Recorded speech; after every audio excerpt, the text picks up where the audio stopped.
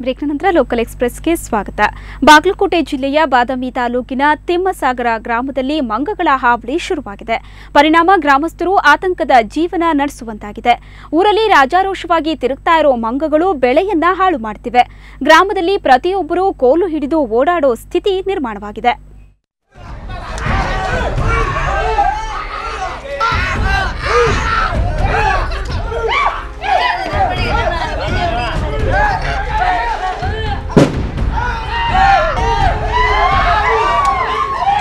ಹೌದು, ಬಾಗಲಕೋಟೆ ಜಿಲ್ಲೆಯ ತಿಮ್ಮಸಾಗರ ಗ್ರಾಮಸ್ಥರಿಗೆ ಈಗ ಆತಂಕವೋ ಆತಂಕ.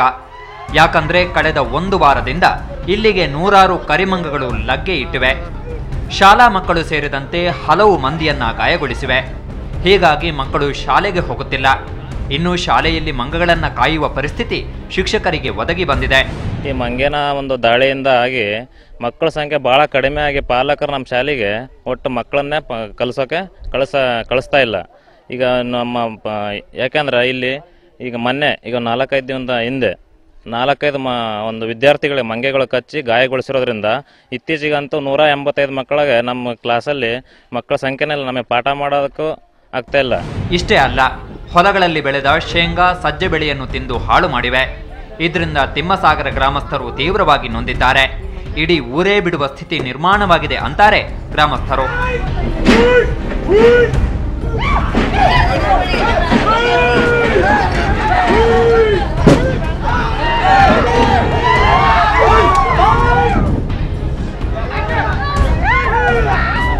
ಕರಿಮಂಗ್ಯಾನ ಹಾವಳಿ ಭಾಳ ಆಗಿಬಿಟ್ಟೈತ್ರಿ ನಮ್ಮೂರಾಗ. ಯಾಕಂದ್ರೆ ಈಗ ಹೆಣ್ಮಕ್ಳು ಹೊರಗೆ ಅಡ್ಡಾಡೋಂಗಿಲ್ಲ, ಸಣ್ಣ ಹುಡುಗರು ಅಡ್ಡಾಡೋಂಗಿಲ್ಲ, ಯಾರೋ ಹೋದ್ರೂ ಕೋಲ್ ಹಿಡ್ಕೊಂಡು ಅಡ್ಡಾಡೋದಾಗೈತಿ. ನಮ್ಮ ಮೂಲ ಬೆಳೆ ಏನಪ್ಪಾ ಅಂದ್ರೆ ಶೇಂಗಾ ಸಜ್ಜಿ. ನಮ್ಮ ಮೂಲ ಬೆಳೆ ಬಿತ್ತಿದ್ರೆ ಹಂದಿಕೆ ಬರ್ತಾವೆ, ದೊಡ್ಡವಾದವು ಅಂದ್ರೆ ಈ ಮಂಗ್ಯ ಕಿತ್ತು ನಾಶ ಮಾಡಕತ್ತಾವ. ಒಟ್ಟಿನಲ್ಲಿ ಮಳೆಯಿಂದ ಬೆಳೆ ಹಾನಿ ಅನುಭವಿಸಿರುವ ಗ್ರಾಮಸ್ಥರು ಇದೀಗ ಮಂಗಗಳ ಹಾವಳಿಯಿಂದ ನಲುಗಿ ಹೋಗಿದ್ದಾರೆ. ಈಗಲಾದರೂ ಸಂಬಂಧಪಟ್ಟ ಇಲಾಖೆಯವರು ಇತ್ತ ಕಡೆ ಲಕ್ಷ್ಯ ವಹಿಸಿ ಮಂಗಗಳ ನಿಯಂತ್ರಣಕ್ಕೆ ಮುಂದಾಗಬೇಕಿದೆ. ಮಲ್ಲಿಕಾರ್ಜುನ ಹೊಸಮನಿ, ಸುವರ್ಣ ನ್ಯೂಸ್ 24/7 ಬಾಗಲಕೋಟೆ. ಧಾರವಾಡದ ಎಸ್ಟಿಎಂ ಶಾಲೆಯಲ್ಲಿ ಇಂದು ವಿಷಸರ್ಪಗಳದ್ದೇ ಕಾರಬಾರು. ಅದು ವಿದ್ಯಾರ್ಥಿಗಳ ಮೈ ಮೇಲೆ, ಕೊರಳಲ್ಲಿ, ಹೀಗೆ ಎಲ್ಲೆಂದರಲ್ಲಿ ಹಾವುಗಳು ಹರಿದಾಡ್ತಿದ್ವು. ಅರೆ, ಇದೇನಿದು ಅಂತ ಭಯಪಡಬೇಡಿ. ಇದು ವಿಶ್ವ ಹಾವುಗಳ ದಿನಾಚರಣೆ ಸ್ಪೆಷಲ್. ಮಕ್ಕಳಲ್ಲಿ ಹಾವುಗಳ ಬಗ್ಗೆ ಇರೋ ಭಯ ಹೋಗಲಾಡಿಸಲು ಈ ಕಾರ್ಯಕ್ರಮ ಏರ್ಪಡಿಸಲಾಗಿತ್ತು. ಭಯದಿಂದಲೇ ಹಾವುಗಳನ್ನ ಎತ್ತುಕೊಂಡ ಮಕ್ಕಳು ಫುಲ್ ಥ್ರಿಲ್ ಆಗಿದ್ರು. 4-5 ಮಂದಿ ಉರಗ ತಜ್ಞರು ಈ ಕಾರ್ಯಕ್ರಮವನ್ನ ಏರ್ಪಡಿಸಿದ್ರು. ಸುಮಾರು 12 ಜಾತಿಯ ಹಾವುಗಳನ್ನ ಶಾಲೆಗೆ ತರಲಾಗಿತ್ತು. ಈ ಸಂದರ್ಭ ಹಾವುಗಳ ರಕ್ಷಣೆ ಬಗ್ಗೆ ಅರಿವು ಮೂಡಿಸೋ ಪ್ರಯತ್ನವೂ ನಡೆಯಿತು. ಮಕ್ಕಳ ಮೈಮೇಲೆಲ್ಲ ಹಾವುಗಳು ಹರಿದಾಡ್ತಾ ಇದ್ರೆ ನೋಡುಗರ ಎದೆ ಛಲ್ ಎನ್ನುವಂತಿತ್ತು.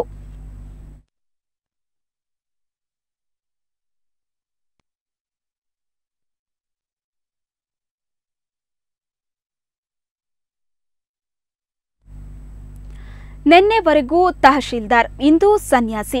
ಹೌದು, ಪ್ರಭಾವಿ ಸರ್ಕಾರಿ ಹುದ್ದೆಯಲ್ಲಿದ್ದ ಆತ ಇಂದು ಕಾವಿ ತೊಟ್ಟ ಸ್ವಾಮೀಜಿ. ಮಂಡ್ಯದ ಕೆಆರ್ಪೇಟೆಯ ತಹಶೀಲ್ದಾರ್ ಆಗಿದ್ದ ನಾಗರಾಜ್ ಸರ್ವಸಂಗ ತ್ಯಾಗ ಮಾಡಿ ಆದಿಚುಂಚನಗಿರಿ ಮಠದಲ್ಲಿ ಸನ್ಯಾಸ ದೀಕ್ಷೆ ಸ್ವೀಕರಿಸಿದ್ದಾರೆ. ಇವರು ನಾಗರಾಜ್ ನಿನ್ನೆ ತಹಸೀಲ್ದಾರ್ ಆಗಿದ್ದವರು, ಈಗ ಸನ್ಯಾಸಿ ಆಗಿದ್ದಾರೆ.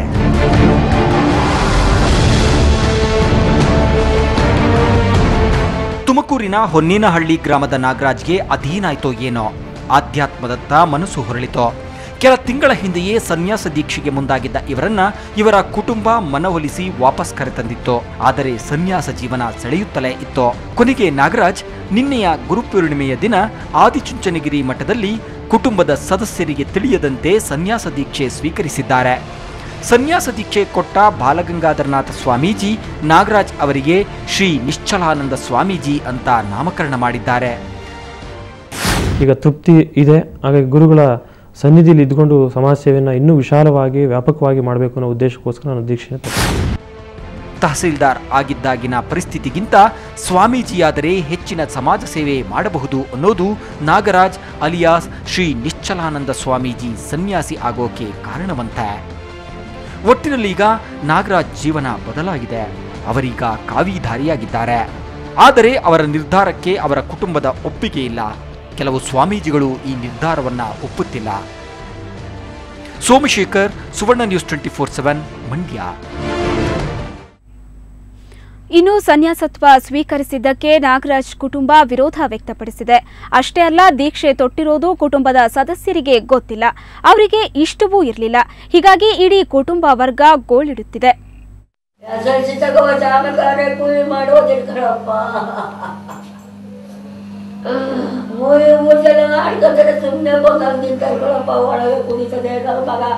ಕೂಲಿ ಮಾಡಿ ಅಂತ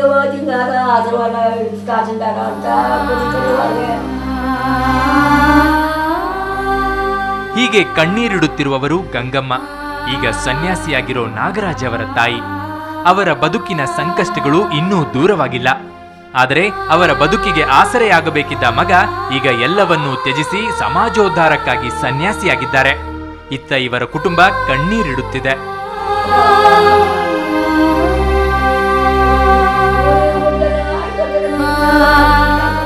ಕೂಲಿ ಮಾಡಿಕೊಂಡು ಸಾಕಿದ ಮಗ ಆಸರೆಯಾಗುವ ಬದಲು ಕೈ ಬಿಟ್ಟಿದ್ದಾನೆ.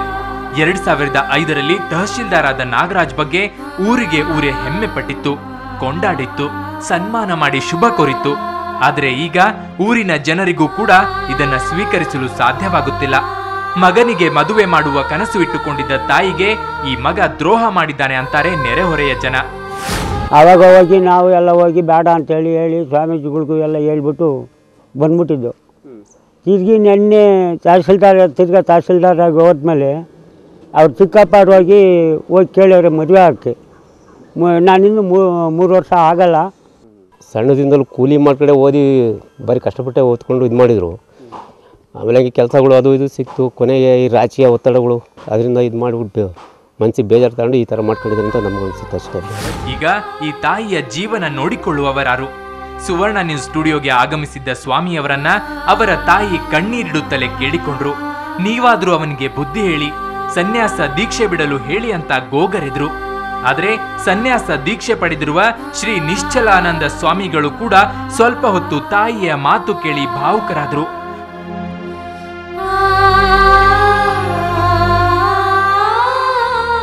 ಫೋನ್ ಕಟ್ ಮಾಡಿ ಅಂತ ನಮಗೂ ಸಂಜ್ಞೆ ಮಾಡಿದ್ರು. ಆದರೆ ಈಗ ತಾಯಿಯ ಜೀವನ ನೋಡಿಕೊಳ್ಳುವವರಾರು? ಈ ಸನ್ಯಾಸ ದೀಕ್ಷೆಯ ಕಾರಣ ತಿಳಿದ ಮುರುಘಾ ಶರಣರು ಕೂಡ ಇವರ ನಿರ್ಧಾರವನ್ನ ಒಪ್ಪಿಲ್ಲ. ಸಮಾಜ ಸೇವೆ ಮಾಡೋಕೆ ಸನ್ಯಾಸತ್ವ ಒಂದೇ ಮಾರ್ಗ ಅಲ್ಲ ಅಂದಿದ್ದಾರೆ. ಸೇವೆಯನ್ನು ಮಾಡ್ತಕ್ಕಂಥವ್ರಿಗೆ ಸಾಕಷ್ಟು ಸಂದರ್ಭಗಳಿದ್ದಾವೆ. ಅಂಥ ಸಂದರ್ಭಗಳನ್ನು ಬಳಸ್ಕೊಳ್ಳಿ ಅನ್ನುವಂಥ ಆಶಯವನ್ನು ನಾನು ಇಲ್ಲಿ ವ್ಯಕ್ತಪಡಿಸ್ತೇನೆ. ಆ ತಾಯಿಗೆ ದಿಕ್ಕಾಗಬೇಕಿದ್ದ ಮಗನೇನೋ ಅವರಿಂದ ದೂರವಾಗಿದ್ದಾನೆ. ಈಗ ಆ ತಾಯಿಯ ಹೊಣೆ ಯಾರದು? ಈ ಪ್ರಶ್ನೆಗೆ ಜವಾಬ್ದಾರಿಯಿಂದ ನುಣುಚಿಕೊಂಡ ನಿಶ್ಚಲಾನಂದ ಸ್ವಾಮಿಗಳೇ ಉತ್ತರಿಸಬೇಕು. ನಾಗರಾಜು, ಸುವರ್ಣ ನ್ಯೂಸ್ 24/7 ತುಮಕೂರು.